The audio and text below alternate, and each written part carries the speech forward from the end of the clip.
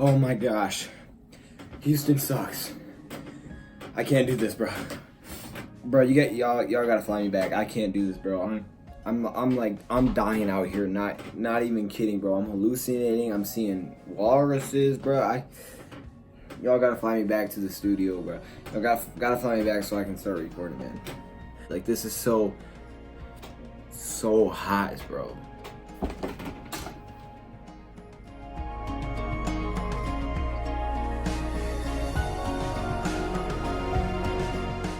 What's up, guys? I am Jerry West, and we are back.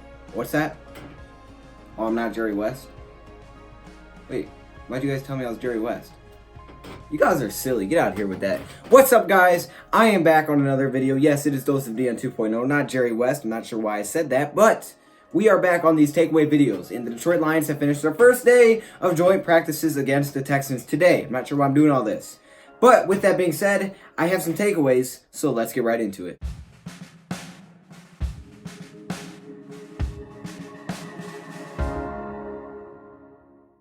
All right, everybody, we're going to start off with the participation report because that's super important and that's something that we always have to look at. Now, the first thing, the biggest news we have today is about TJ Hockenson. It's an unfortunate thing that we are hearing, but it's some news, okay? And it's apparently that TJ Hockenson had to leave the field due to an apparent eye injury. So they were looking at his eyes. Now, I think it's been pretty much settled that it is a poked eye, so we should be okay. There shouldn't be any problems there.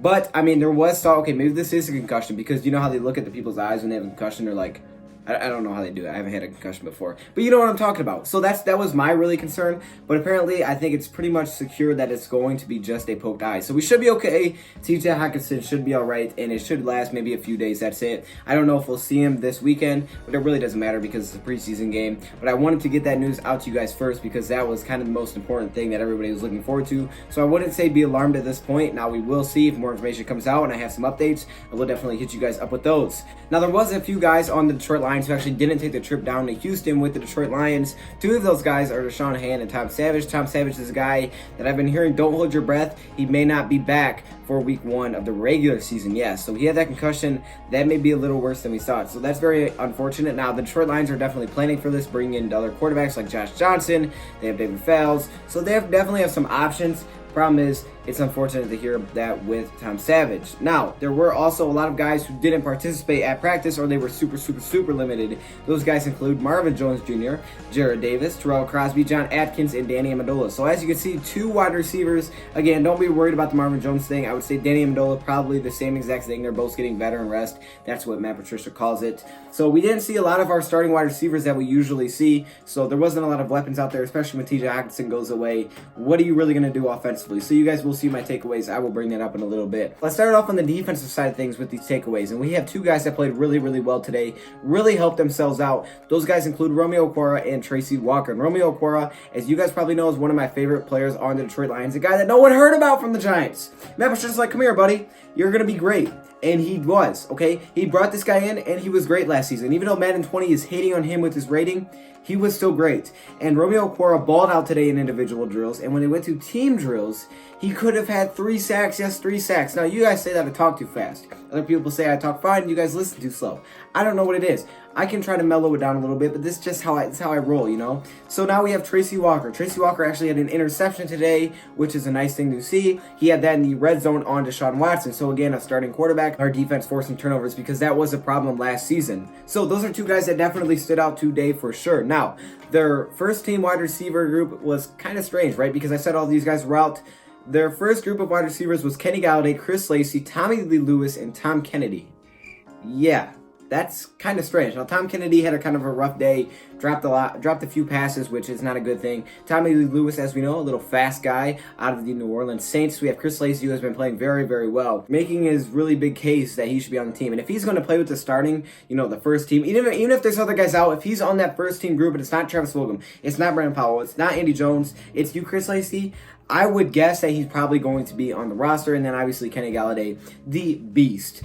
from Northern Illinois. So that was the first team wide receiver position. Now, we also had a very, very good matchup. Now, we actually had two of them. That was Darius Slay versus DeAndre Hopkins, and we also had J.J. Watt versus Rick Wagner. So we started off with J.J. Watt versus Rick Wagner, and this was a very good battle. Rick Wagner played a lot better than I think a lot of people expected him to. Obviously, he's a starting right tackle for us. He played really well. He held up J.J. Watt a lot, but as we know, J.J. Watt's such an extreme talent. At some point, he's going to break through, and J.J. Watt started to make some plays on Rick Wagner. Not very surprising. Now, I was seeing rumors that Jadeveon Clowney could be possibly traded. Just thought I'd throw that in there. Why? Again, no idea, but I saw that, so I just thought I'd throw that in there for any Texas fans that may be watching this. If you're watching this and you're a Texas fan, what's up? How you doing? And we had the Slay versus the DeAndre Hopkins matchup, and this was awesome. Awesome. I mean, you could just think about it on paper. How would this not be awesome? It was a great battle. Hopkins made a few great catches. He had definitely the catch of the day. Slade was definitely going at him, being very physical, playing tight coverage on slants, everything. So it was a really nice battle to see. And it's just overall, it just makes two players better, right? You're going against the best of the best on each side of the field. You're just going to make each other better. And as we knew, this is a very, very hyped up position battle coming into today. Then we saw Frank Ragnow at that center position, as we saw him for a while now from that left guard position. They moved him there like he was used to back in college. And he seems to be at home, man. He just seems to be playing a lot better, very confident there. He's been able to take on blitzers from the linebacker spot. He's just been playing really well. He seems really good at that position. Now, we also have another guy offensively that was balling today. Even though the offense wasn't outstanding today, this guy was great, and that is Kerryon Johnson. We talked about it. Kerryon Johnson is bringing something new to the Lions where he can catch the ball in the backfield. It means he can do everything. This guy can run. Now he can catch. He already can block. And what he was living off is those wheel routes. And the wheel route, honestly, wheel route's one of my favorite routes ever. Because from that running back position, it's so easy to create mismatches. Really, the only time it's not a mismatch is when you get a secondary player on you. But if you get a linebacker on Kerryon, what are you going to do about that? Now, we obviously have Ty Johnson, but I think, defenses are going to see, oh, that's Ty Johnson. We should probably put a secondary guy on him. But Kerryon, no, right? Because Kerryon's that guy's going to be out there a lot. So he's just going to move out there. Maybe he's getting the ball, maybe he's not. And all of a sudden, he runs a wheel route, and the linebacker's guarding him because it's man-to-man covered. Just like, wait a minute. Uh-oh, that's not a good thing. And he's going to be tough to defend. He's a very, very big mismatch for a lot of teams, and he made a really nice grab today on 4th down. So good job there, Kerryon Johnson. That's what I'd like to hear. We also saw Joe Dog Graham Glasgow work and get some reps with that starting lineup, and Kenny Wiggins was back on that first-team lineup because of Terrell Crosby, who's out. Now, we also saw Taylor Decker get beat back-to-back plays. Yikes. Okay, like I said, the offense wasn't great today. It was okay. It was solid. That's what I would give it. Out of 10, a 6, a grade, C+, B-. That's what I would give it today. Taylor Decker, which is a problem. Taylor Decker, as we know, is that left tackle for us out of Ohio State. Pretty much someone that we've been able to rely on, at least we think.